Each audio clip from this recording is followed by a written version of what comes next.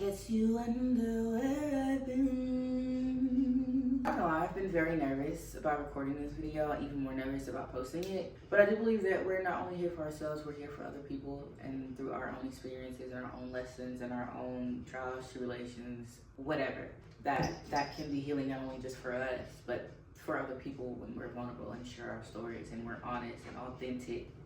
Anyway, I've been on social media for over a month for my mental health. The thing that sucks the most about struggling with mental health, well, it all sucks. But the thing that really sucks about it is that it literally makes it feel impossible to show up for yourself, even though you really want to. I've struggled with my mental health pretty much all of my life. I had a very traumatic childhood, a lot of which I've healed from or healed through, but alas, I am learning that I still have a lot that I have to work through and deal with. I was one of those doesn't act like, doesn't look like what they've gone through type of people. And if you're high functioning, anxiety, depression, ADHD, etc., then you feel me. You're gonna know exactly what I mean. The thing is, when it's unchecked, the consequences of it being unchecked will still peek through, high functioning or not. Especially as you get older and things get heavier and you have all of these other external battles that you have to fight through, family, friends, work, whatever. Don't let you have a 9-to-5. Don't let you be trying to pursue something other than your 9-to-5. Don't let you be trying to build a business, or don't let you have kids, or you get what I'm saying. Like, it can be a lot. I'm not saying that it's not doable. Obviously it is. I'm just saying everything is heavy when you're not equipped to carry the weight.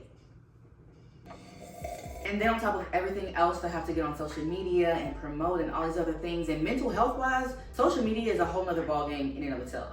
Operating in a space that requires you to be so seen, the more you achieve, accomplish, progress within that space, the pressure, the anxiety of that sometimes can be a lot. Trying to plan when your mind literally can't focus from one thought to the next.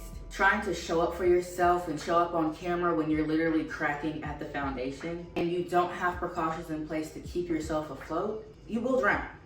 It's actually quite easy to drown. It can be very hard. It was hard, and I was getting very, very, very burned out. Not even just with social media, but with life, generally speaking. I stopped taking care of myself because between the babies and everything else, I didn't have anything left for myself. All of my available energy was going outward, which left me depleted. I didn't have the energy for myself. I simply just did not. I stopped creating as much. I stopped dancing. I gained 10 pounds. And then I'm on social media, and because I feel so chained in my head, like now I'm entering into a space of comparison because I'm not moving and I'm looking at social media at people who look like they are. And I say look intentionally because all of this started before I stopped posting on social media, before I left. So to y'all, it probably looked like I was okay. That is why I say that, because to be on social media is to understand that 90% of what you see is fake, or it's curated. Anyways, we'll touch on that more later. My point is, you just start to spiral, so I had to let go.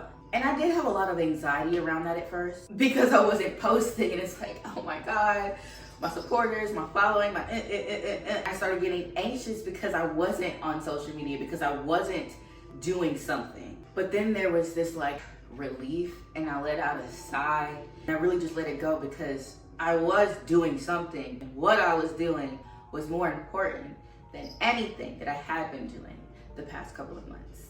So I breathed in, breathed out, and just opened myself up to life. And most importantly, I just listened, because it's very hard to hear when everything has a voice except who should have a voice, which is you, your intuition. All of the things that are compromised when you aren't pouring into yourself, whether it's because of mental health or other reasons. So here are some things that I've learned. The world will still be here when you get back. All that anxiety that I was feeling about not being on social media, all of the things that were there before I left, guess what?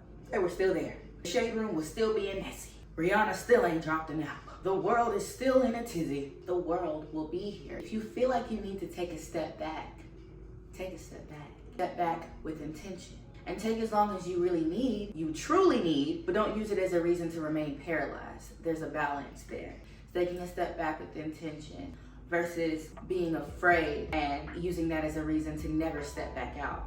Seek out help. I personally tend to turn to Mother Nature. I don't know if it's because I'm an earth sign or what, but I find myself most grounded when I am with the earth. That's when I feel the most connected.